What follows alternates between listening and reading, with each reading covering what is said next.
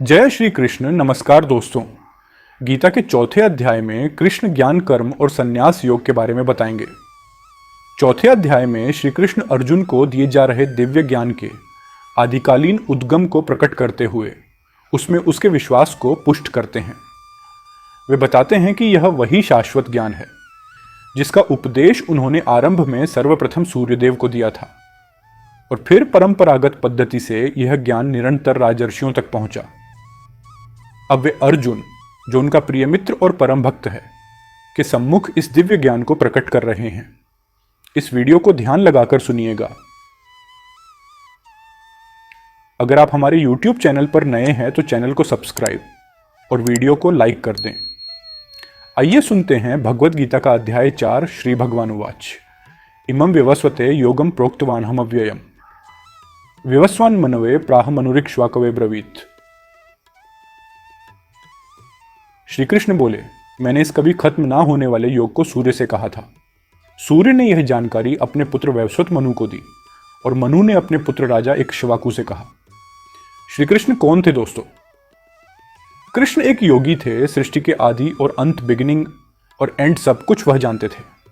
वह हर समय मौजूद थे और वह हमेशा ही मौजूद भी रहेंगे। योग अर्थात ज्ञान योग और कर्म योग, जिसका कभी नाश नहीं हो सकता। आखिर कहां से आया इस योग का ज्ञान? भगवान श्री कृष्ण उसी की जानकारी दे रहे हैं। एवं परंपरा प्राप्त मिमम राजर्षियो विदुः ऐसे काले नेह महता योगो नष्टः परंतप। हे अर्जुन, परंपरा चलती रही और कई राज्यों को इसकी जानकारी हो गई, लेकिन उसके बाद वह योग बहुत काल से इस पृथ्वी लोक में गायब हो गया। ज्ञान कहीं ना कहीं से आता है और उसके बाद वह धीरे धीरे फैलना शुरू होता है। यह ज्ञान कृष्ण से सूर्य और इस तरह से गीता के माध्यम से हम लोगों तक आया। सैकड़ों हजारों सालों का सिलसिला है यह तो। लेकिन बीच में ऐसा भी समय था जब यह ज्ञान योग पृथ्वी पर से गायब हो गया था। ज्ञान बढ़ाने से बढ़ता है और घटाने से खत्म होने लगता है।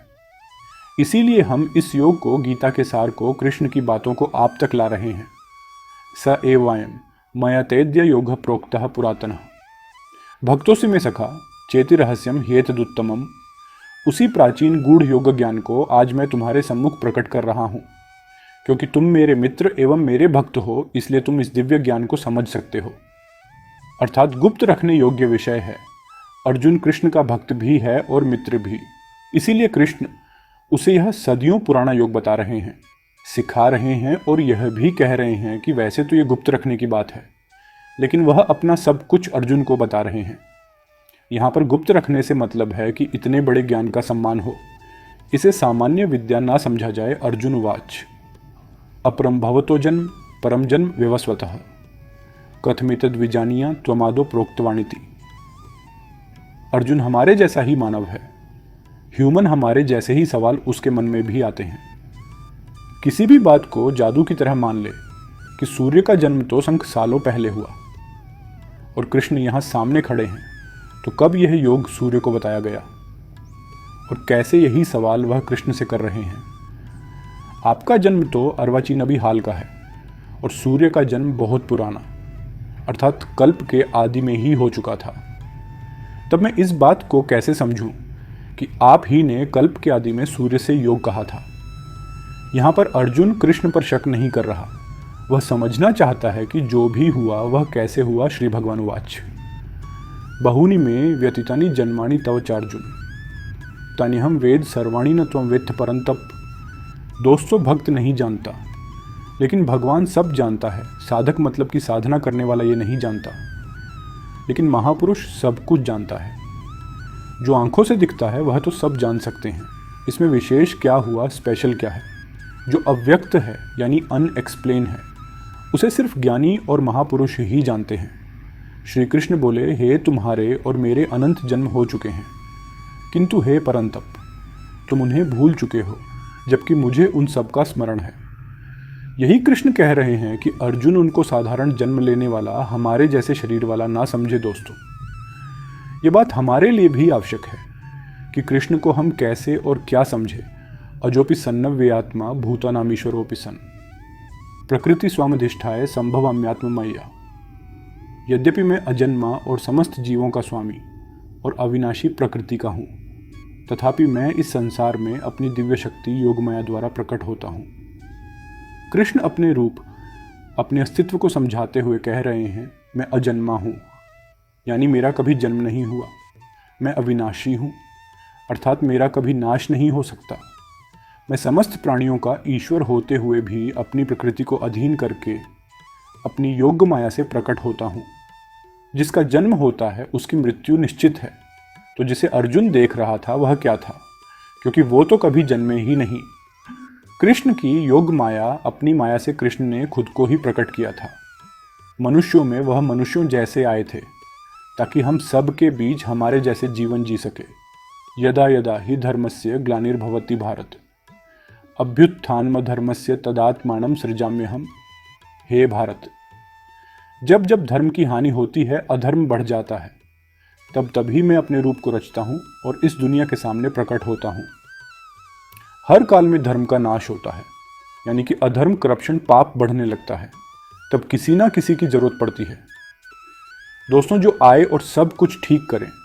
जब जब धर्म खतरे में आता है, तब तब कृष्ण अपना एक रूप रचते हैं और हमारे बीच में प्रस्तुत होते हैं, प्रकट होते हैं, और इसी प्रकट होने को ही अवतार कहते हैं। हर युग में आपको एक अवतार की कहानी मिलेगी, जो धर्म की स्थापना के लिए धरती पर जन्म लेता है। परित्राणाय साधुना विनाशाय च दुष्कृताम धर्म संस्थापनार्थाय संभवामि युगे युगे। लेकिन क्या है यह धर्म की स्थापना? कृष्ण कहते हैं साधु पुरुषों का उद्धार करने के लिए, पाप कर्म करने वालों का विनाश करने के लिए और धर्म की अच्छी तरह से स्थापना करने के लिए मैं युग युग में प्रकट हुआ करता हूँ। साधु का उद्धार यानी भला और पापियों को खत्म करना ही धर्म की रक्षा करना है। आपको लगता होगा दोस्तों कि आज की इस दुनिया में बिना बेईमानी के जीना संभव ही नहीं, क्योंकि हर कोई तो पाप करने पर उतारू है। सच्चाई की राह छोड़ के गलत काम करना ही अधर्म है और कृष्ण अधर्म को खत्म करते हैं। जन्म कर्म च मे दिव्यमेवं यो वेत्ति तत्वतः त्यक्त्वा देहम पुनर्जन्म नयति मामेति। सो अर्जुन, जो कृष्ण कहते हैं कि उनका जन्म अलौकिक है, यानी इस लोक का नहीं। जैसे हम सब का जन्म होता है वैसे कृष्ण का जन्म नहीं हुआ। जो ये बात समझ लेता है वह शरीर को त्याग कर फिर जन्म को प्राप्त नहीं होता, बल्कि वह सीधे कृष्ण को ही प्राप्त होता है। मनुष्य के जन्म का एक तरीका है, हम वही समझ सकते हैं, लेकिन कृष्ण, उनका जन्म दिव्य और अलौकिक होता है और इस दुनिया से अलग, इसीलिए उनके अस्तित्व को आसानी से नहीं समझा जा सकता। लेकिन जो भी कोई इस बात को समझ जाता है वह भी जन्म और मृत्यु के चक्कर से निकल सीधा कृष्ण को ही प्राप्त होता। ज्ञान की बात है तो आसानी से कैसे समझ में आएगी दोस्तों, और अगर समझ आ गई तो फिर किसी ज्ञान की जरूरत ही नहीं रहेगी। वीतराग भय क्रोधा मनमया मामुपाश्रिता, बहावो ज्ञान तपसा पूता मद भाव मागता, जिनमें मोह गुस्सा और डर खत्म हो चुका है, जो कृष्ण से प्रेम करते हैं, जो कृष्ण के भक्त हैं, उनके कहे ज्ञान पर सच्चे मन से चलते हैं, वह कृष्ण को ही प्राप्त हो जाते हैं।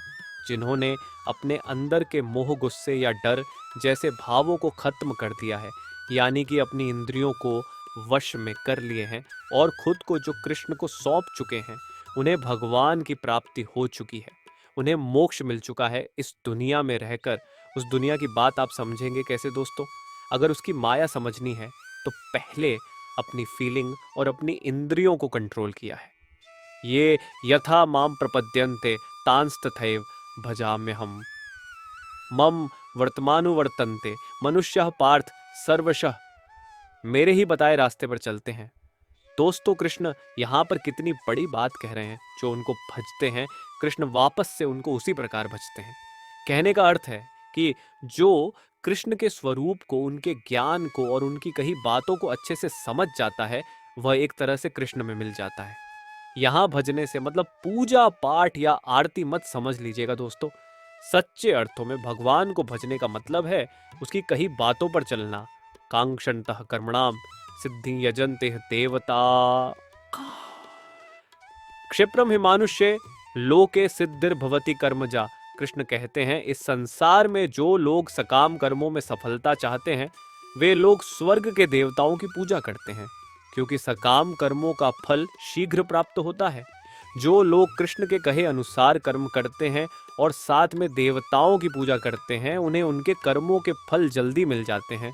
सच्चे मन से सिर्फ कर्म करना, कर्म करते हुए फल की ही नहीं, देवता और ईश्वर को भी याद रखना, ऐसे करने पर फल जल्दी मिलता है। कम किया है तो फल तो आएगा ही, चाहे अच्छा या बुरा। लेकिन अगर कर्म करते हुए मन में भगवान है तो फल अवश्य अच्छा और जल्द आएगा। चातुर्वर्यम मया सृष्टम गुणकर्म विभागश तस्य कर्तारमपि माम विद्धय्य कर्तारम व्ययम। कृष्ण हमारे समाज की सबसे बड़ी सच्चाई जो हम भूल चुके हैं उसके बारे में बता रहे हैं। मनुष्यों के गुणों और कर्मों के अनुसार मेरे द्वारा 4 वर्णों की रचना की गई है। यद्यपि मैं इस व्यवस्था का सृष्टा हूं, किंतु तुम मुझे अकर्ता और अविनाशी मानो। जिसे हम जात या जाति कहते हैं, वह आपके गुण और कर्म पर निर्भर करती है।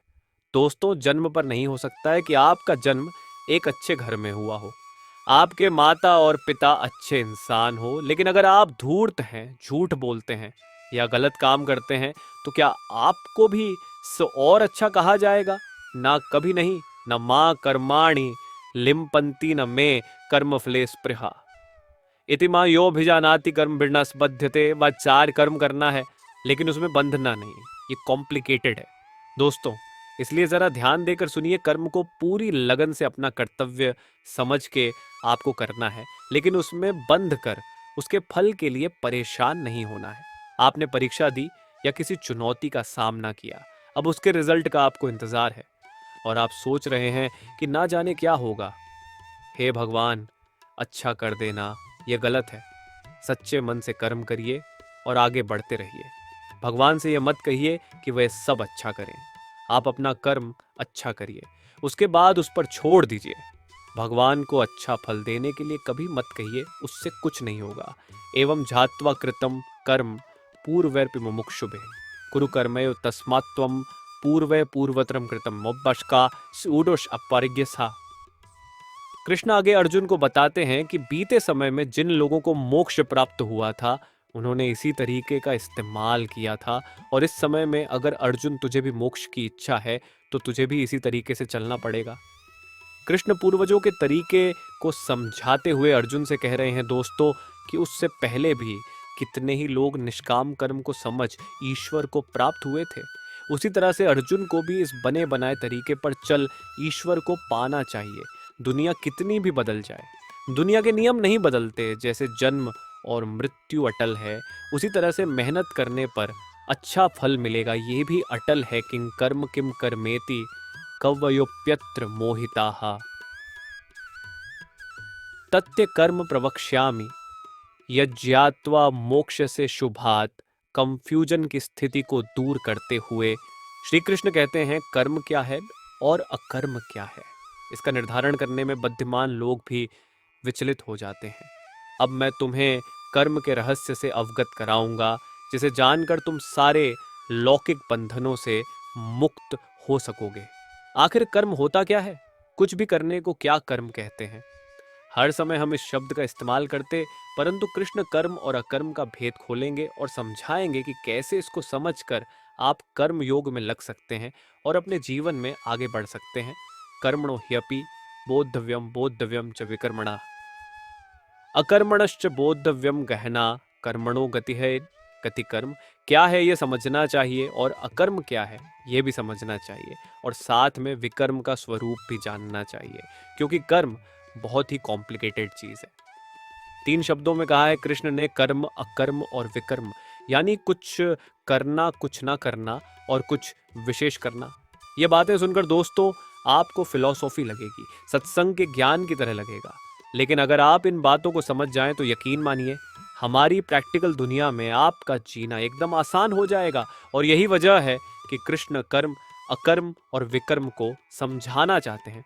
कर्मण्य कर्म या पश्चेत कर्मणिच कर्म या सबुद्धिमान मनुष्येषु संयुक्त कृत्स्न कर्म कृत डोनाच्येन। जो मनुष्य कर्म में अकर्म देखता है और जो अकर्म में कर्म देखता है, वह और लोगों से ज्यादा इंटेलिजेंट है, और ऐसा योगी समस्त कर्मों को करने वाला है। कर्म में अकर्म देखने का मतलब क्या हुआ? यानी जो मनुष्य कर्म करता है लेकिन उस पर घमंड नहीं करता कि करने वाला वह खुद है, वह कर्म में अकर्म को देख रहा है, कर्म को कर्तव्य मान के कर रहा है। लेकिन दुनिया जहान में या खुद अपने आप से उसका डंका नहीं पीटना चाहिए। दोस्तों, उसे ये नहीं करना चाहिए कि मैंने ये कर दिया या वह कर दिया। अपना काम करना है, उसके फल के बारे में नहीं सोचना है और अपने अगले का अगले कर्तव्य में लग जाना है। यही है कर्म में अकर्म को देखना। यस्य सर्वे समारंभा काम संकल्प वर्जिता ज्ञानाग्निदग्ध कर्माणम तमाहु पंडितम बुद्धा। कृष्ण कर्म को आगे समझा हुए कहते हैं, जिसके शास्त्रों द्वारा ठीक बताए गए कर्म बिना कामना और संकल्प के होते हैं तथा जिसके सारे कर्म ज्ञान रूप अग्नि द्वारा भस्म हो गए हैं, उस महापुरुष को ज्ञानी जन भी पंडित कहते हैं। दोस्तों, सीधी भाषा में इसे यूं समझिए कि कर्म करना है और उसे भूल जाना है। लेकिन कौन सा कर्म शास्त्र सम्मत? जी हाँ, शास्त्र सम्मत। जिस कर्म को शास्त्र ठीक बताएं, शास्त्र कौन से कर्म को ठीक बताएंगे जिसमें धर्म का पालन है, जिसमें आपके कर्तव्य, आपकी रिस्पॉन्सिबिलिटी पूरी होती है। किसी भी काम को अपने स्वार्थ के चलते आप अच्छा या बुरा कह सकते हैं, लेकिन सही कर्म वही है जो शास्त्र सम्मत है। त्यक्त्वा कर्म फला सर्व नित्य तृप्तो निराश्रय कर्मण्यभिप्रवृत्तोपि नैव किंचित करोति सह। बालाज अपने कर्मों के फलों की आसक्ति को त्याग कर ऐसे ज्ञानी जन सदा संतुष्ट रहते हैं और बाह्य आश्रयों पर निर्भर नहीं होते। कर्मों में संलग्न रहने पर भी वे वास्तव में कोई कर्म नहीं करते, वास्तव में कुछ भी नहीं करता। जो इंसान काम करते हुए उसके फल के बारे में बिल्कुल नहीं सोचता, वही सबसे आगे जाता है, उसी की उन्नति होती है। इतनी उन्नति, इतनी प्रोग्रेस कि अगर वह चाहे तो भगवान को भी पा सकता है। कर्म करते हुए उसके फल रिजल्ट में आसक्ति नहीं रखनी चाहिए। बस इतनी सी सीधी सी बात है। दोस्तों, मत सोचिए कि आगे क्या होगा, बस अभी में रहिए और अपना काम करिए। निराशीर्य चित्तात्मा त्यक्त सर्व परिग्रह शारीरम केवलम कर्म कुर्वन्नाप्नोति किल विश्वम। याच अपना मन और इंद्रियों के साथ में शरीर को जीत लिया है, जिसने अपने मन और इंद्रियों को अपने काबू में कर लिया है। ऐसे पुरुष को आशा रहित पुरुष कहा जाता है। आपका मन अंतःकरण आप में कल्पनाएं जगाता है, आशाएं जगाता है, तब आप उसके काबू में होते हैं। जो आपका मन कहता है आप वही करते हैं और आप अपनी आशाओं के वश में होते हैं। लेकिन जो अपने मन पर विजय पा लेता है, वह सिर्फ शरीर संबंधी कर्म करता है। वह कर्म करता है पर नहीं भी करता। यदृच्छलाभ संतुष्टो द्वंद्वातीतो विमत्सर समसिद्धावसिद्धो च कृत्वापि न निबध्यते। जिसको बिना मांगे जो मिले वह उसी में संतुष्ट रहे और जिसे दूसरों से जलन नहीं होती, जो सुख दुख आदि द्वंद से छूट चुका है, ऐसा सिद्धि और असिम में बराबर रहने वाला कर्म योगी कर्म करता हुआ भी उनसे नहीं बनता। कर्म योगी की डेफिनेशन को समझाते हुए कृष्ण बता रहे हैं कि योगी को जो भी बिना इच्छा के मिल जाता है वह उसी में संतुष्ट रहता है। जो किसी से जलन नहीं रखता कि उसके पास मेरे से ज्यादा पैसा या शोहरत या नाम है, जो हार या जीत, सुख और दुख इन सब में एक जैसा महसूस करता है, वही असली कर्म योगी है। गतसंगस्य मुक्तस्य ज्ञानावस्थित चेतसा यज्ञयाचरत कर्म समग्रम प्रविलीयते। अतः कर्म योगी अपनी इच्छाओं पर विजय पा अपने लगाव को खत्म करता है।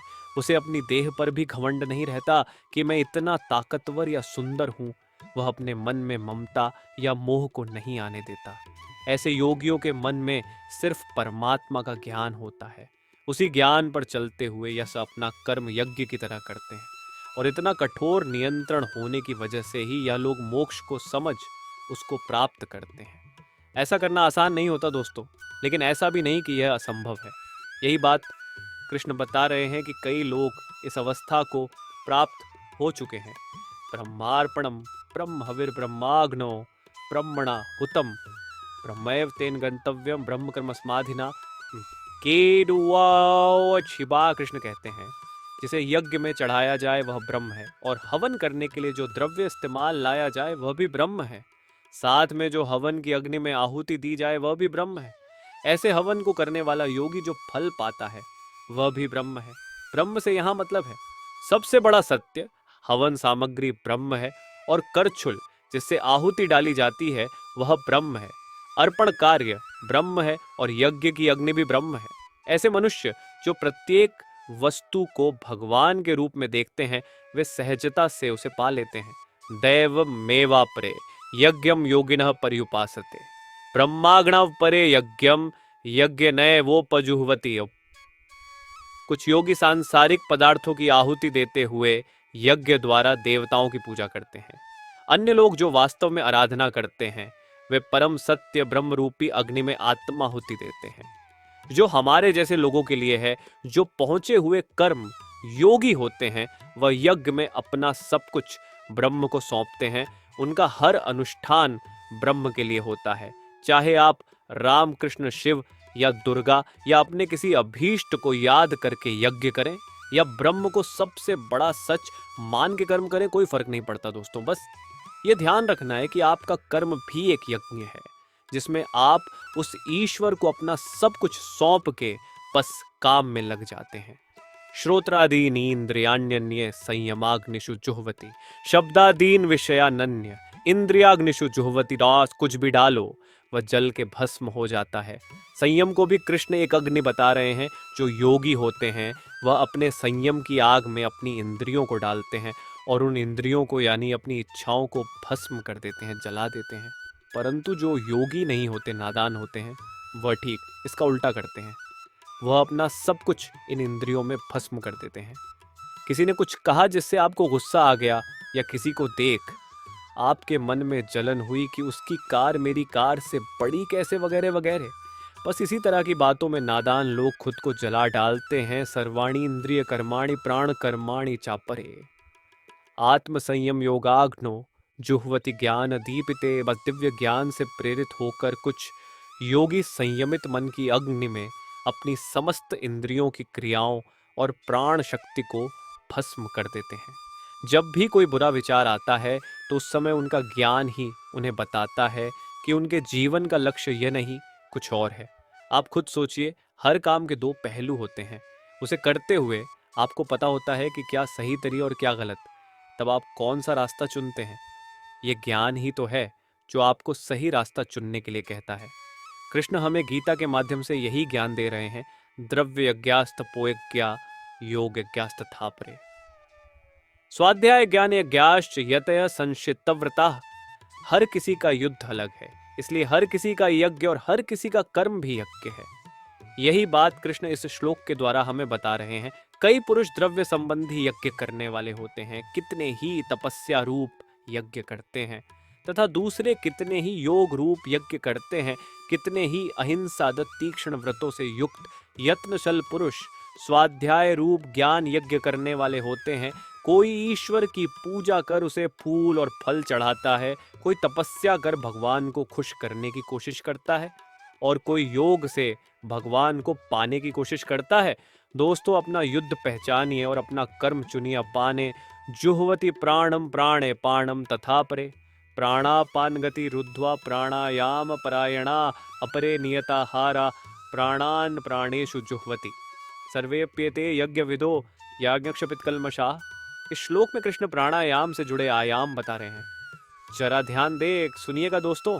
कितने ही योगी जन अपान वायु में प्राण वायु को हवन करते हैं, वैसे ही अन्य योगी जन प्राण वायु में अपान वायु को हवन करते हैं, तथा अन्य कितने ही नियमित आहार करने वाले प्राणायाम परायण पुरुष प्राण और अपान की गति को रोककर प्राणों को प्राणों में ही हवन किया करते हैं। ये सभी साधक यज्ञों द्वारा पापों का नाश कर देने वाले और यज्ञों को जानने वाले हैं। प्राण का अर्थ है सांस अंदर खींचना, अपान का मतलब सांस को छोड़ना। कौन कितना पहुंचा हुआ योगी है, उसकी अलग अलग अवस्था होती है। बहुत से योगी अपनी सांसों के आने जाने पर पूरा कंट्रोल रखते हैं, परंतु हम में से ज्यादातर ऐसा नहीं कर पाते। हमारी सांसें तो मजबूरी में चलती हैं, क्योंकि नहीं चली तो हम मर जाएंगे। लेकिन योगियों के साथ ऐसा नहीं होता।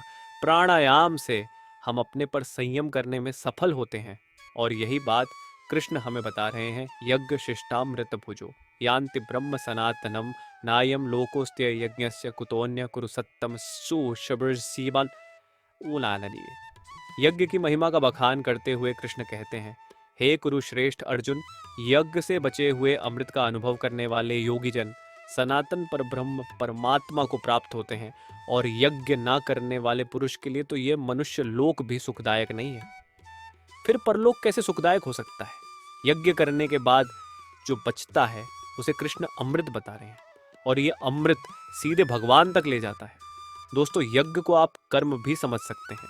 कर्म करने के बाद जो भी उसका फल हो उसे भगवान का आशीर्वाद समझ उसमें संतुष्ट होकर अपने अगले कर्म में लग जाना चाहिए। एवं बहुविधा यज्ञ वित्तता ब्राह्मणों मुख्य। कर्म जान विद्यतान सर्वानेवम ज्ञात्वा विमोक्ष से। विभिन्न प्रकार के इन सभी यज्ञों का वर्णन वेदों में किया गया है, और इन्हें विभिन्न कर्मों की उत्पत्ति का रूप मानो। ये ज्ञान तुम्हें माया के बंधन से मुक्त करेगा।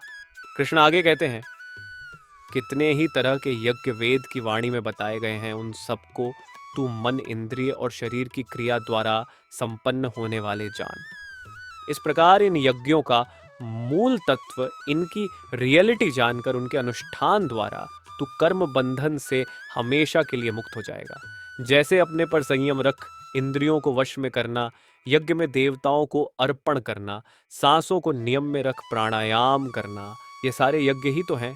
यह यज्ञ अगर हम सच्चे मन से करेंगे तो इस जन्म और मृत्यु के चक्कर से हमेशा के लिए निकल सकते हैं। श्रेयांद्र व्यमयाद्य ज्ञान यज्ञ परंतप सर्वम कर्माखिलम पार्थ ज्ञाने परिसमाप्यते। मुन अर्जुन आहुति चढ़ाकर किए गए यज्ञ से अच्छा ज्ञान यज्ञ होता है।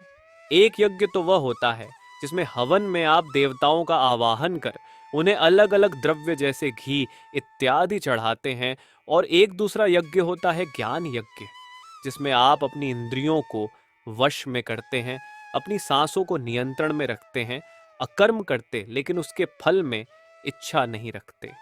यह सारे ज्ञान यज्ञ है, और यह द्रव्य यज्ञों से कहीं अच्छे हैं। इसीलिए ज्ञान यज्ञ हमें सीधे ईश्वर से साक्षात्कार कराता है, हमें उनसे जोड़ता है। तद्विद्धि प्रणिपातेन परिप्रश्नेन सेवया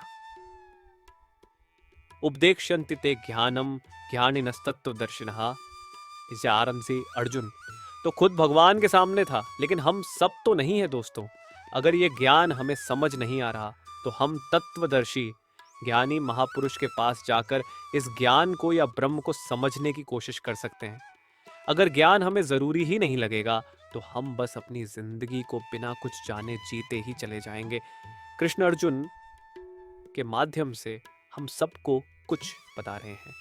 ज्ञान को तू तत्वदर्शी ज्ञानियों के पास जाकर समझ।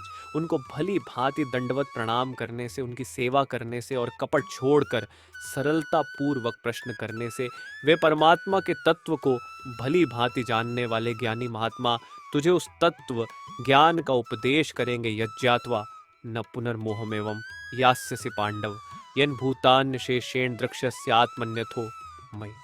हम सब अपना काम करते हैं, कमाते हैं, हमारा परिवार बढ़ता है, हम बूढ़े होते हैं, और इस तरह से यह चक्कर निरंतर चलता रहता है। क्यों करते हैं हम ऐसा? क्या जरूरत है? ऐसा करने की क्यों आए हैं? इस दुनिया में हम अज्ञान हो को इसके उत्तर की जरूरत नहीं पड़ती। आपके आसपास कितने लोग ये सवाल करते हैं? ज्यादा नहीं, लेकिन जिसमें थोड़ा सा भी ज्ञान है ना, वह ये जानना चाहता है, और यही जानने के लिए हमें तत्वदर्शी ज्ञानियों के पास जाकर के समझने की कोशिश करनी चाहिए। तभी तो हम मुंह से छूटेंगे और भगवान की इस दुनिया को समझने की कोशिश भी करेंगे।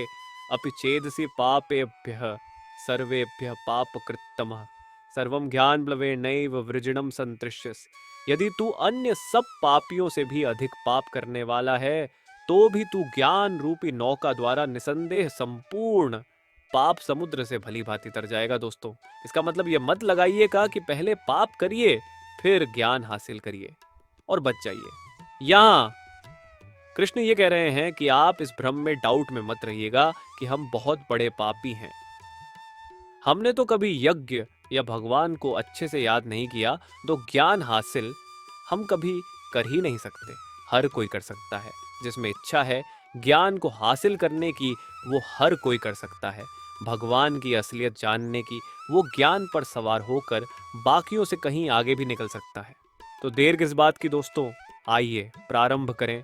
यथै धांसी समिद्धोग निर्भस्मसात् कुरुते अर्जुन ज्ञानाग्निः सर्वकर्माणि भस्मसात् कुरुते तथा। हे अर्जुन, जैसे जलती हुई आग में ईंधन जलकर खत्म हो जाता है, वैसे ही ज्ञान रूप अग्नि हमारे सारे कर्मों को भस्ममय कर देती है। ईंधन को जब आप आग में डालते हैं तो ईंधन बचता नहीं, सब आग बन जाता है। उसी तरह से जब ज्ञान आपको प्राप्त हो जाता है, जब आप ज्ञानी बन जाते हैं, तो आपके कर्म भी खत्म हो जाते हैं। यहाँ पर दोस्तों, कर्मों के खत्म होने का मतलब ये नहीं है कि आप कर्म करना छोड़ देते हैं। इसका मतलब है कि आप कर्मों के बंधन से छूट जाते हैं, कर्म करते हैं उसे कर्तव्य मानकर, ना कि उसके फल के लिए। यही तो ज्ञान है जिसे हम सबको जानना चाहिए ना। ही ज्ञानेन सदृशम पवित्रमिह विद्यते तत्स्वयं योग संसिद्ध काले नात्म निविंदति। इस संसार में दिव्य ज्ञान के समान कुछ भी शुद्ध नहीं है। जो मनुष्य दीर्घकालीन योग के अभ्यास द्वारा मन को शुद्ध कर लेता है, वह उचित समय पर हृदय में इस ज्ञान का आस्वादन करता है।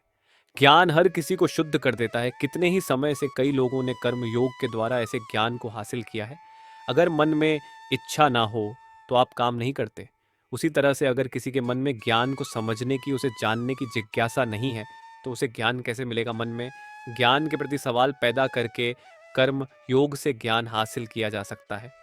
ऐसा कृष्ण कह रहे हैं। जिसका मन साफ है, ज्ञान की इच्छा है, और जो निष्काम कर्म करने के लिए तैयार है, वह ज्ञान हासिल कर सकता है।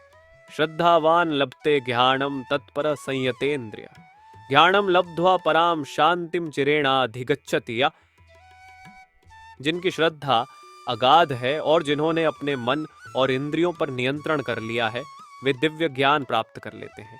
इस दिव्य ज्ञान के द्वारा वे शीघ्र ही कभी न समाप्त होने वाली परम शांति को प्राप्त कर लेते हैं।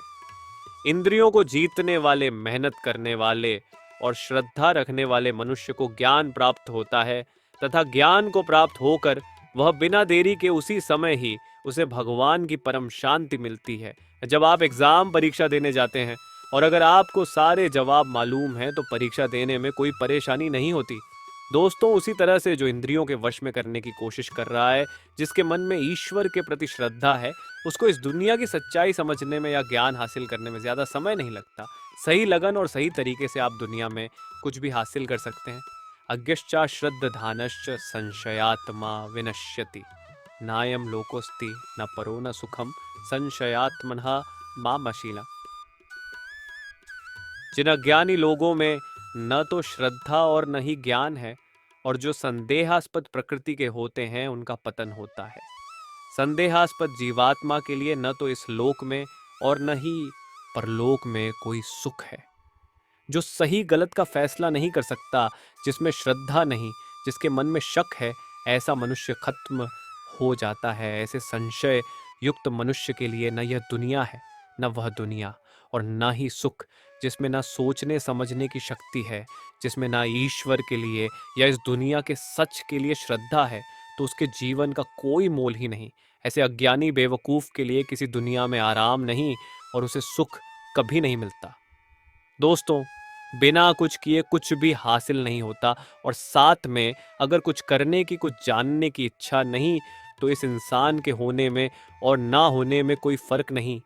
योग संन्यस्त कर्माणम ज्ञान संचिन्न संशयम आत्मवंदम न कर्माणि निबध्नन्ति धनंजय। हे अर्जुन, कर्म उन लोगों को बंधन में नहीं डाल सकते जिन्होंने योग की अग्नि में कर्मों को विनष्ट कर दिया है, और ज्ञान द्वारा जिनके समस्त संशय दूर हो चुके हैं, वे वास्तव में आत्मज्ञान में स्थित हो जाते हैं। हे धनंजय, जिसने कर्म योग के तरीके से अपने सारे कर्मों को भगवान को चढ़ा दिया है, और जिसने विवेक के द्वारा अपने सारे शक खत्म कर दिए हैं, ऐसे मन को वश में किए हुए पुरुष को कर्म नहीं बांधते।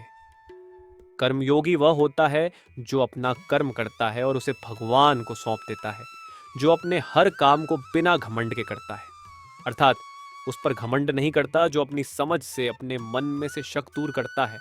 अगर शक में रहेंगे ना दोस्तों, तो कभी कोई फैसला नहीं कर पाएंगे, और जो अपने मन पर विजय हासिल कर लेता है, उसे भगवान का ज्ञान जानने से कोई नहीं रोक सकता। तस्मात् ज्ञान संभूतम हृत्स्थम ज्ञानासीनात्मनः चित्तवैणम संशयम योगमातिष्ठोत्तिष्ठ भारत। हे भरतवंशी अर्जुन, इसलिए तू हृदय में स्थित अज्ञान से होने वाले अपने शक को विवेक रूपी तलवार से काटकर कर्म योग में स्थित हो जा और युद्ध के लिए खड़ा हो जा। कृष्ण आह्वान करते हैं अर्जुन को और कह रहे कि अपने अज्ञान को, अपने मन में पैदा हो रहे शक को कर्म योग से दूर कर और युद्ध के लिए खड़ा हो जा। हमें भी दोस्तों, हमें भी अगर कभी मन में कोई शक या चिंता सताए तो बस कर्म योग को ध्यान में रखकर काम में लग जाना चाहिए। ज्यादा नहीं सोचना चाहिए कि अंजाम क्या होगा, काम करके उसे भगवान को सौंप देना चाहिए। दोस्तों, ये गीता का चौथा अध्याय था। ज्ञान और कर्म के संबंध को श्री कृष्ण ने हमारे सामने रखा। इस अध्याय में कृष्ण अर्जुन को पारलौकिक ज्ञान प्राप्त करने की प्रक्रिया समझा रहे हैं। अब मिलेंगे 5वें अध्याय में। जय श्री कृष्ण। यदि आपका कोई भाई बंधु जीवन की चिंताओं, समस्याओं, अनेक तरह के तनावों से घिरा हुआ है, ये वीडियो उसे जरूर शेयर करें। आपको हमारा ये वीडियो कैसी लगी हमें कमेंट करके जरूर बताएं। साथ ही वीडियो को लाइक और चैनल को सब्सक्राइब कर ले। अपना प्यार और सपोर्ट हमेशा बनाए रखें। जय श्री कृष्ण।